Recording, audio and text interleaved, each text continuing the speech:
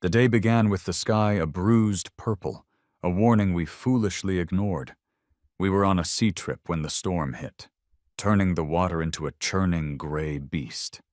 In the chaos, as the boat pitched violently, my brother shoved me hard against the railing. I lost my balance, and in the split second before I went over, he ripped the life jacket from my grasp. After the rescue teams pulled the rest of my family from the water, my mother's first complaint echoed across the deck of the rescue vessel. "Where's Leo? Where in the world did he go now?" she asked, her voice laced with irritation rather than concern. My father just sneered, a familiar expression of contempt twisting his lips. "Don't worry about him. He has a life jacket on. He won't die." My sister Clara wrapped her arms around my brother, Mark, pulling him into a protective hug. "Mark is so sweet and simple-minded," she cooed.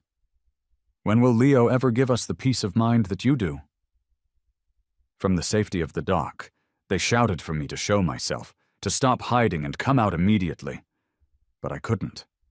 I was already dead, or so I thought, sinking to the lightless bottom of the sea. I was lost to the crushing darkness below. The boat had gone down, and my parents, sister, and brother bobbed on the surface, their life jackets keeping them afloat as they waited for help. They clung to one another, a tight family unit. It wasn't until they were hauled ashore and the rescuers did a head count that the discrepancy became obvious. One of the rescuers frowned, his brow furrowed in confusion. "Aren't you all one family? How could you not notice your own son was missing?" My mother, clearly unhappy with the line of questioning, pursed her lips. "Leo is always like that, always hiding somewhere to get attention. We'd go to the amusement park, get all the way home, and only then realize he was still there. Why can't he ever just speak up for himself?" But she was misremembering. That time it was entirely because she had forgotten me. I had told her I was going to the bathroom and asked them to wait for just a minute. When I came out, all I saw were the taillights of our car as it pulled away, leaving me behind. I had screamed for my mom, my voice raw and desperate, until it was hoarse and my nose started to bleed. But the car never even slowed down. It was in that moment, abandoned in a crowded parking lot, that the truth settled in my bones. I was dispensable to them. In our house, my voice was a sound they had learned to ignore. Back on the dock, my sister added her cold commentary. "He's such an ungrateful brat. He doesn't even bother to check in with us." My brother, Mark, nestled comfortably in her arms and whispered softly, encouraging her not to be upset. Clara gently stroked his hair. "Mark is always so understanding, so pure and sensible," she murmured. "When will Leo ever be anything like you?" My brother let out a sigh, a calculated performance of being wronged. "Maybe brother just doesn't want to see me," he said, his voice soft. "He's never really liked me, but he shouldn't be so stubborn. Doesn't he know how worried we are about him?" Hearing this, my father first offered a comforting word to Mark, then spun around and bellowed into the wind. "Leo, where the heck are you? Your brother is worried sick about you. Get out here right now!" They doted on Mark, a stark and painful contrast to how they treated me. The truth was, both Mark and I were adopted. Their biological son had drowned years ago, an event that left them hollowed out with grief. My sister had cried for a brother day and night.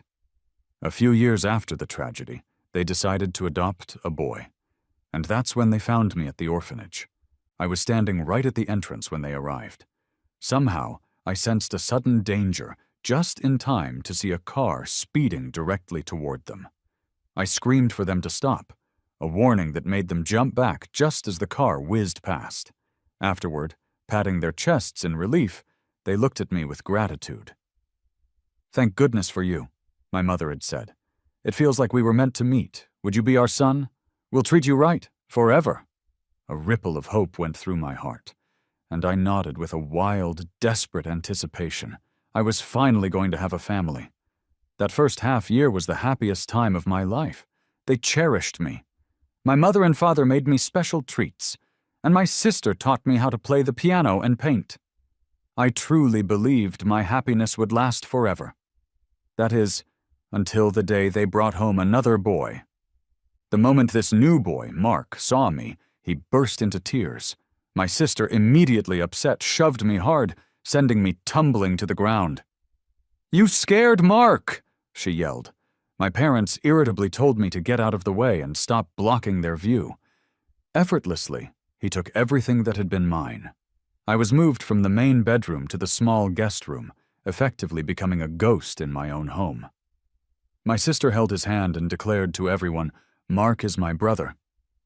My parents would look at him with such affection, saying he was a gift sent from heaven to heal their broken hearts. That's when I realized that Mark bore a striking resemblance to their late son. That likeness alone was enough to win him all of their love. I could only stand by and wonder how happy their real son must have been. Back at the dock, my father was still yelling, calling me rebellious and ungrateful. A rescue worker, looking thoroughly displeased with the scene, came over. "The priority is finding your son," he said sternly. "Do you even understand how dangerous this situation is? What kind of father are you?" My sister snapped back at him instantly. "I handed the life jacket to him myself. He's fine."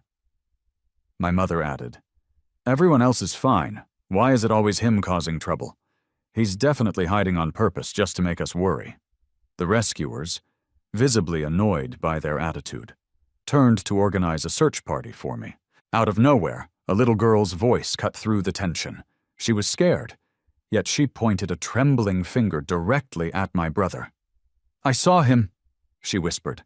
"I saw him push Leo off the boat, and he's wearing Leo's life jacket." A collective gasp went through the small crowd. The voice belonged to a girl I had met by chance on the cruise. My parents' faces changed in an instant, and my brother looked panicked, quickly denying everything. "I have my own life jacket. Why would I ever take his?" My sister stormed over to the little girl and slapped her hard across the face. "Who is this little brat making up stories? Did Leo put you up to this? Where is he? I'll handle him myself." The girl's parents immediately jumped in, her father shielding her.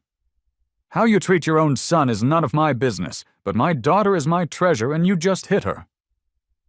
Just as a full-blown fight seemed about to erupt, other people hurried to intervene, suggesting it was just a child's misunderstanding, urging everyone to remain calm.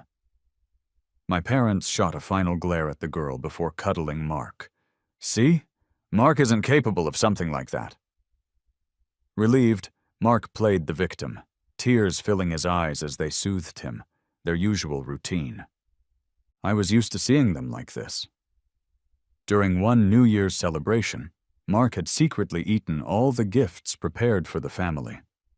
My father, furious, demanded to know who did it.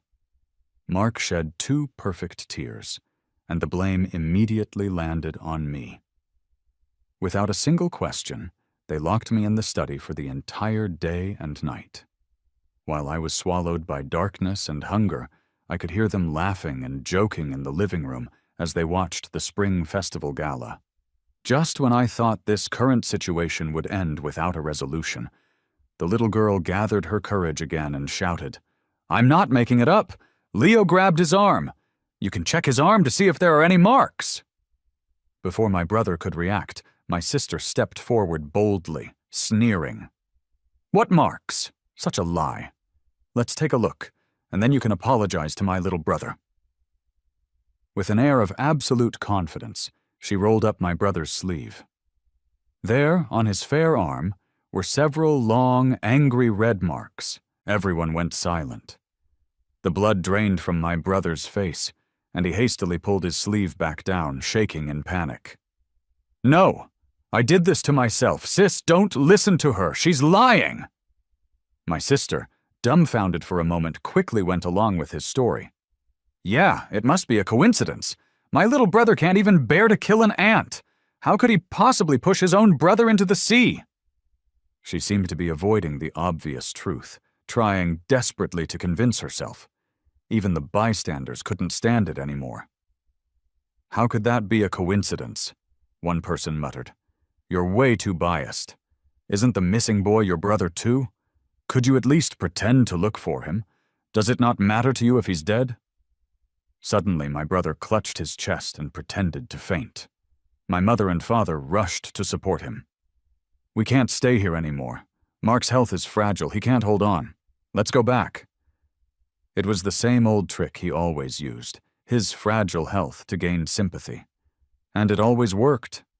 It turns out even a soul can feel the chill of abandonment. Even if someone had witnessed him push me into the sea, my family still wouldn't have believed it. I was missing, presumed to be in mortal danger, and they didn't even want to look for me. They helped my brother into the car and drove away. My father's hands were trembling on the steering wheel, and my mother didn't dare to look back from the front seat. They were afraid. They were afraid that their beloved, perfect son was a killer. Years of suppressed resentment suddenly erupted within me. The day I died, they had promised to treat me well forever.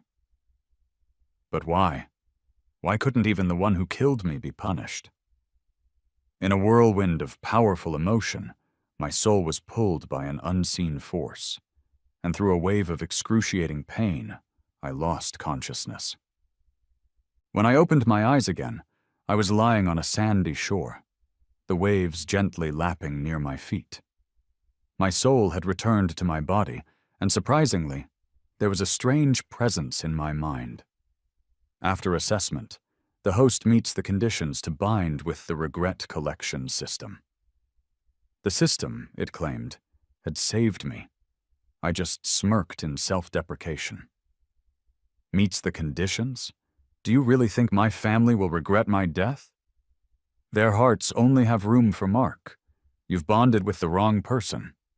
No, you're just missing a piece of your memory.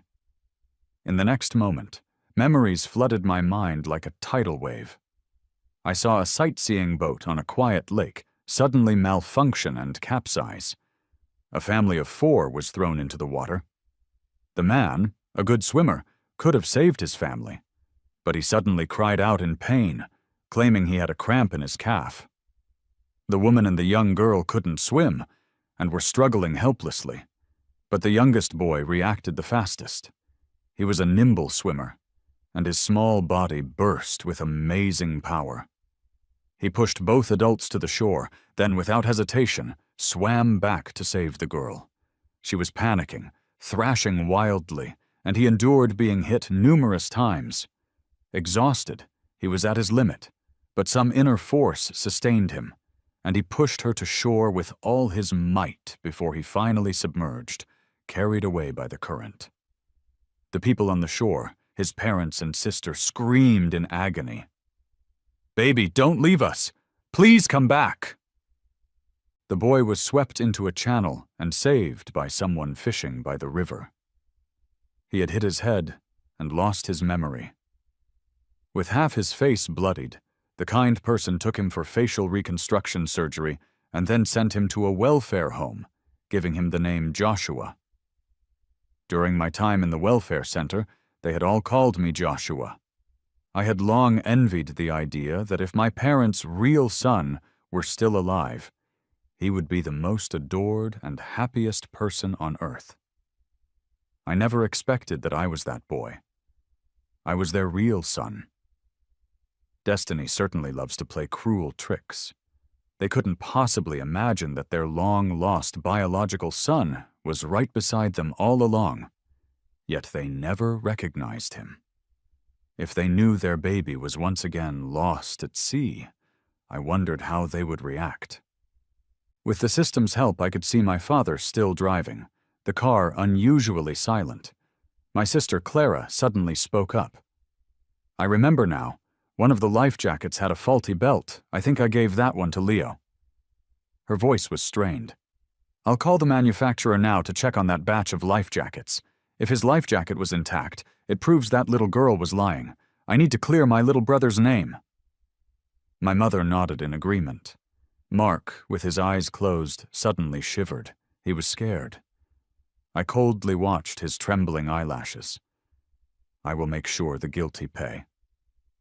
I turned off the view, brushing the sand off my clothes.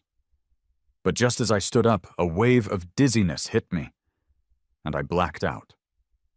Before losing consciousness, I heard the system's voice again. You will have a family. I dreamt of things from my early childhood.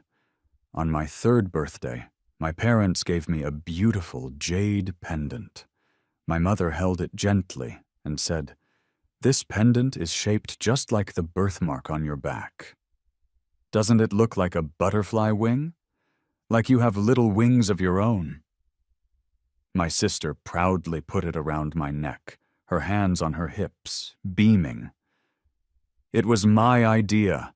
There are 2 pendants, and I'll wear the other one. Together they form a complete butterfly. No one can ever separate my little brother and me. The dream fast-forwarded a few years. I stumbled across a butterfly wing-shaped pendant in my sister's room. Curious, I picked it up to take a closer look when she suddenly appeared, her voice cold and laced with anger. "Who said you could touch my things?" I jumped, startled. She snatched the pendant and pressed it against her chest, ordering me to leave. I opened my eyes. It was just a dream. A woman named Maria had found me on the beach. Noticing my condition and saying she felt a strange sense of familiarity with me, she took me in. Her home was a huge, standalone seaside villa. Pulling back the curtains in my room revealed a stunning view of the ocean. Maria enrolled me in the best high school in town. "We don't raise bums here," she said with a haughty but kind air. "I want to see you make something of yourself." After surviving a near-death experience, I believed more than ever in the power of knowledge. The stronger I became, the less I would fear any storm. My dedication to my studies shocked my teachers, and they began to give me more focused attention. It was a fierce struggle for my future. While I was buried in my studies, my brother was nervously contacting people, trying to destroy the evidence of that faulty batch of life vests. But I had already directed the system to secure the records. Meanwhile, I asked the system to help me find the kind man who saved me while he was fishing all those years ago. First to thank him, and second, to gather the final piece of evidence. Everything would soon come to light. Half a month later, I had personally thanked the kind-hearted man and anonymously sent the documents detailing how I'd been saved and taken to the orphanage to my aunt. My parents had instructed my aunt to search for me over the years, but as time passed, they grew desperate, slowly accepting the likelihood that their biological son was dead. The day my aunt came knocking, they were having dinner. Because Mark loved soybeans, the table was filled with soy-glazed beans, braised beef shank with soy, and a pot of soybean pig's foot soup. I'm allergic to soybeans, so for years I could only nibble on stir-fried greens at dinner, growing pale and thin, even fainting from low blood sugar during school physicals. Their favoritism was always so blatant. My mother suddenly complained, "Leo hasn't been home for half a month. When did he become so audacious?" My sister cheerfully placed a piece of beef on my brother's plate. "He'd better never come back. Aren't we doing just fine as a family of 4? My brother sighed melodramatically. "Yeah, maybe he never wanted to be part of our family." My father snorted. "Eat! Stop bringing up that jinx, it's a bad omen." Just as they set the conversation aside, my aunt stormed in, waving some documents. "He's alive! He's alive! Our baby is alive!" Bowls and chopsticks clattered to the floor as my parents and sister stared at her in disbelief before their faces broke into expressions of overwhelming joy. Their hands shook as they tore open the envelope. "Oh, sis, don't deceive us," my father said, his voice thick with emotion. "We've searched for the baby for over a decade. Heaven is finally smiling upon us." Tears welled in my mother's eyes. My aunt dabbed at her own tears. It has to be true. I've checked. The police confirmed these documents. Our baby had a lucky escape, was rescued, and sent to the orphanage closest to us. But he lost his memory, and they changed his name to Joshua. Even if it took this long to find out, at least he's alive. Let's go to the orphanage right now and find out where Joshua is. Suddenly, my mother froze as she stared at the papers. Joshua? She whispered. Still wrapped up in her emotions, my aunt didn't notice. I remember Leo was adopted from that same orphanage.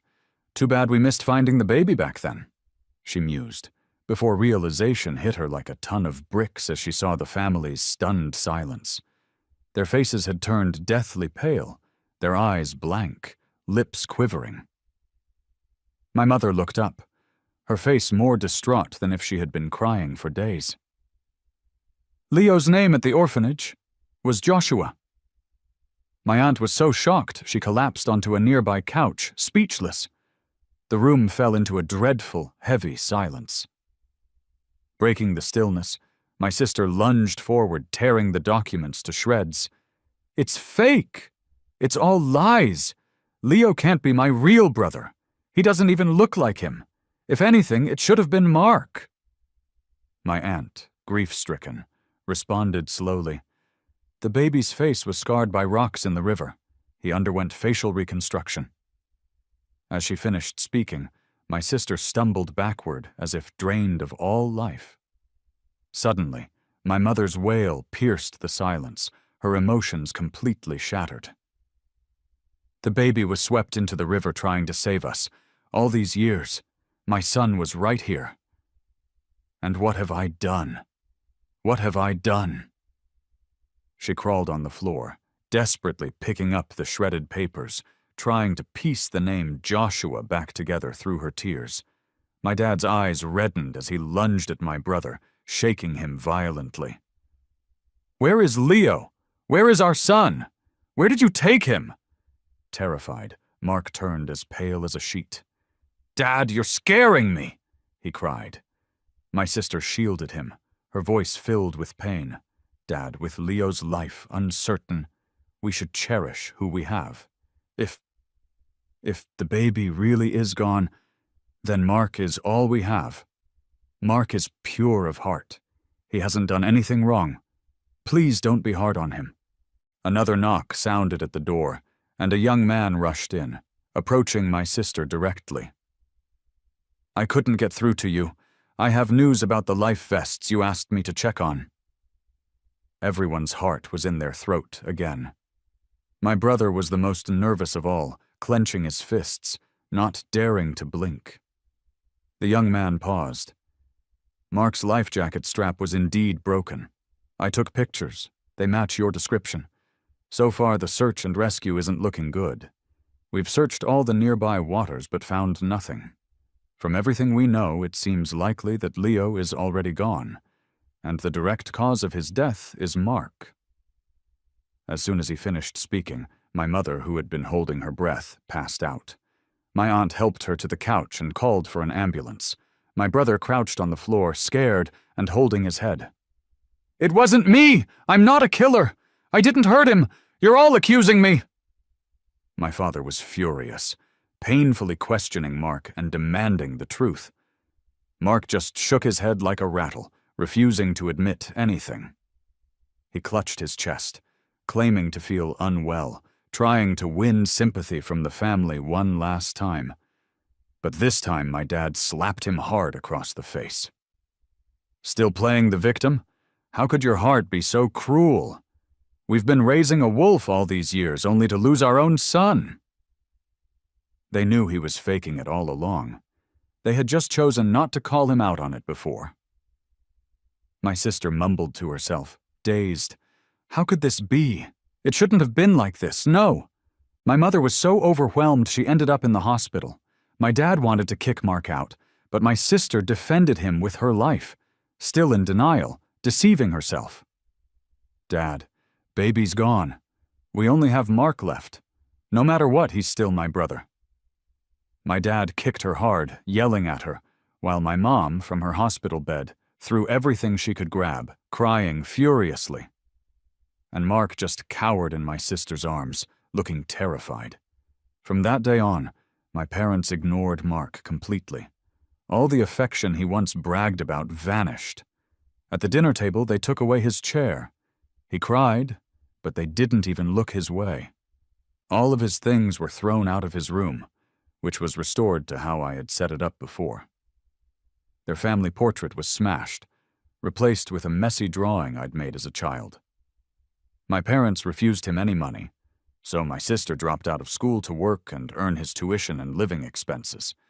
Mark seemed to be the last thing she could hold on to, unable to face the truth, numbing herself with endless work. And even without our parents' affection, Mark spent the money my sister gave him recklessly. But how could he matter to me now? I had no plans to reunite with them. It wasn't the right time. I studied like a man possessed, from 5 in the morning until 11 at night. I crammed every second with hard work, soaking up knowledge like a sponge. One New Year's Eve, I was solving tough math problems by lamplight in my room when a small firework lit up the window. A handsome face appeared with it. It was Chloe, smiling and holding a handful of fireworks. "Leo, come play with me for an hour, and I'll help you with a winter break math problem." My eyes lit up. Deal! Chloe was Maria's only child, a graduate student at a top university and a total overachiever. Whenever she was home for the holidays, she would patiently tutor me. Her teaching methods and way of thinking were invaluable. A year later, I was accepted into one of the top 5 universities in the country.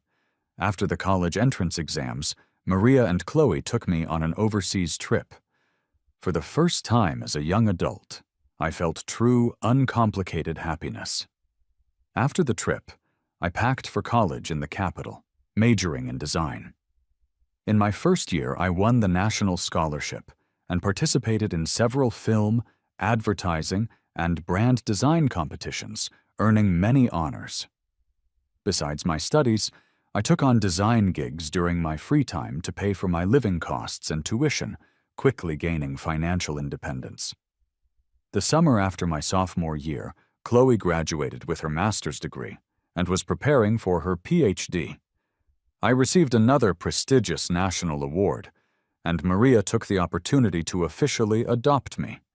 She had taken me in when I was homeless, and her kindness had never wavered. I already saw her as my real family. A celebration party was planned, and all the local big shots were invited. My biological parents, who had been solely focused on their careers, their company now flourishing, received invitations I drafted myself, though I didn't include my name. On the night of the party, I watched from the second-floor balcony as everyone mingled. My parents, sister, and brother arrived, looking surprised to be there.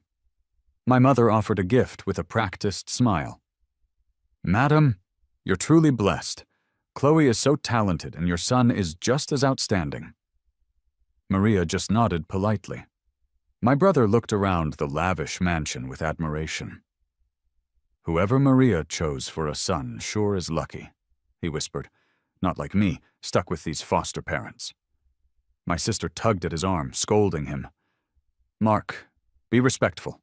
Don't talk nonsense here." Mark just rolled his eyes. My father sighed. "Maria has everything. It's enviable."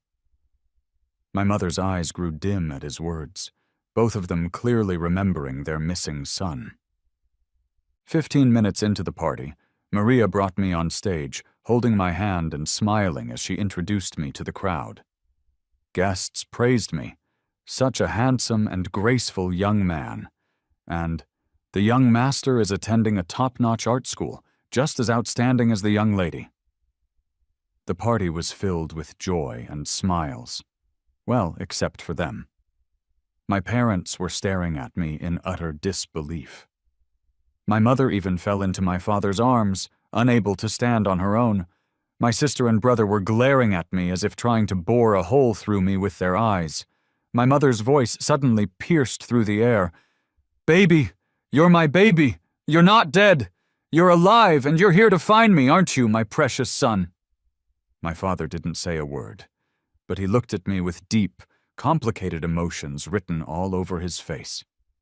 My mother broke free from my father's hold and tried to rush onto the stage to embrace me, terrified of losing me again. I frowned, and security staff immediately blocked her way. "Sorry, you've mistaken me for someone else," I said, keeping my distance. "I'm Maria's son, not yours," my mother retorted tearfully. "Impossible! You blame me for not treating you well all these years. I'm sorry. I would give my life for you. Please don't deny your own mom." Maria's face was ice cold. "If you continue to disrupt this party," she said coolly, "don't blame me for having you kicked out." My sister quickly pulled my mother back. "Mom, he's not him. Baby's long gone. You have to accept it." I chuckled coldly, mouthing off about accepting reality while not daring to meet my eyes. Mark jumped in. "Yeah, how could Leo become so handsome? The young master is from a prestigious school. Leo couldn't—" He glanced at me, his face full of jealousy. Over the years, having lost our parents' affection, he had given up on studying, ending up at a junior college. Despite running a business, our parents didn't give him or my sister a penny. He couldn't even afford a decent piece of jewelry with the money my sister earned from her odd jobs. She had dropped out of school early, and years of hard work had worn her down. The Leo they once belittled and mocked was now in the spotlight as a wealthy young master. Could they accept that? No. So they stubbornly denied it, pulling my mother back with force. My sister continued in her self-deception. "There are so many people who look alike in this world. How can you declare it's him without any evidence?" As this drama passed, the party moved on. This school year, I had created many award-winning designs, and Maria had arranged an exhibition at the party for me. I stood confidently on stage, introducing my work, filled with confidence as I saw everyone's genuine admiration. At last, I paused before unveiling the final piece. The white cloth was lifted to reveal a pair of exquisite jade pendants. The lights shone on the smooth, pure white jade, presenting two pendants shaped like a butterfly ready to take flight. I smiled and began my introduction. "This is my proudest work, a pair of butterfly jade pendants. If two people wear them, they can never be separated." I glanced down at my sister below the stage. She stared intensely at the pendants, her eyes welling with tears. Her hand trembled as it went to the pendant on her own neck, clearly recalling what she had once declared with such pride and certainty. She had once said that as long as the butterfly pendant was there, no one could ever separate us. My mother shrieked in anguish again, gripping my sister's arm. "Do you hear that? Do you hear it? It's him! Who else would know about the butterfly pendants?" My sister let her hold onto her, clutching the pendant on her neck, her jaw clenched tight. Finally, her gaze met mine. It was complex, but familiar, like the way she used to look at me when we were children. I picked up my design jade pendant with pride. "This is made of top-grade Hettian mutton fat jade, and it's priceless. Today I will personally put one of these pendants on my sister. From now on, no one can tear us apart." My sister's eyes flew open wide. The next moment, Chloe gracefully walked onto the stage, bowing to me with a smile. I placed the pendant around her neck.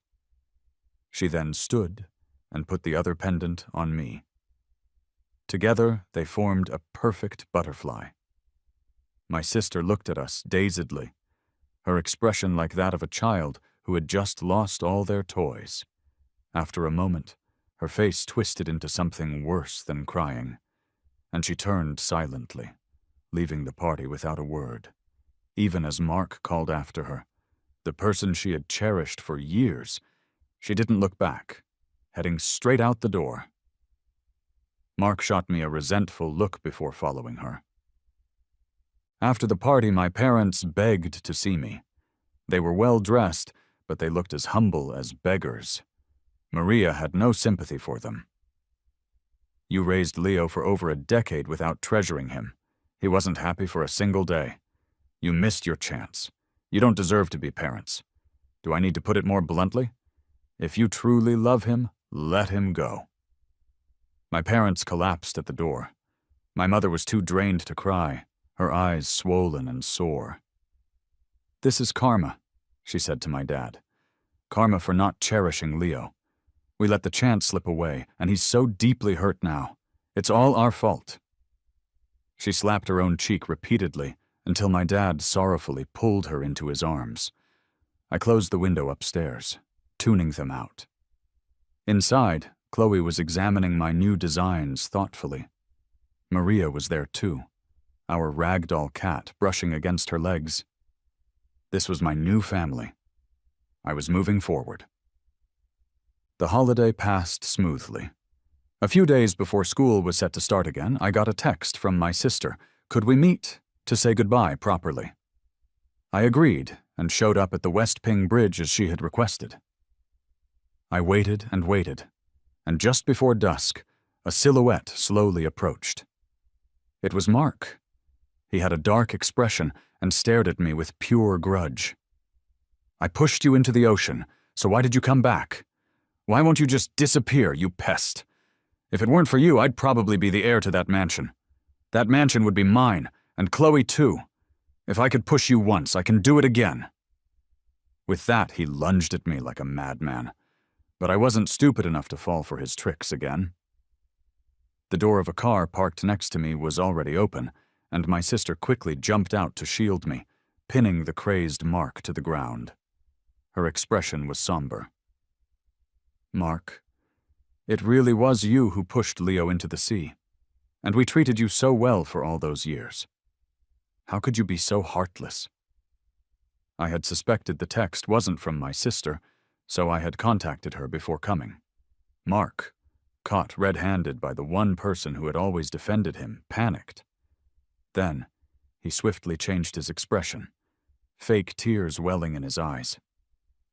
"Sis, you're hurting me. I'm not well. I might faint from the pain. Can't you just listen to my explanation?"